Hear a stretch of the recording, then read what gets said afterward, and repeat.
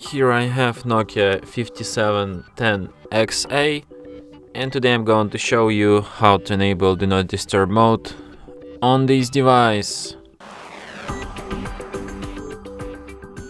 So basically on this device there's no such thing as Do Not Disturb mode as you're used to it, but you have like this kind of Do Not Disturb mode when you just hold down this asterisk button and your device switches to silent when it just doesn't like accept calls. I mean, doesn't notify you about calls and other notifications and stuff. So you can also disable it just like this by holding this button.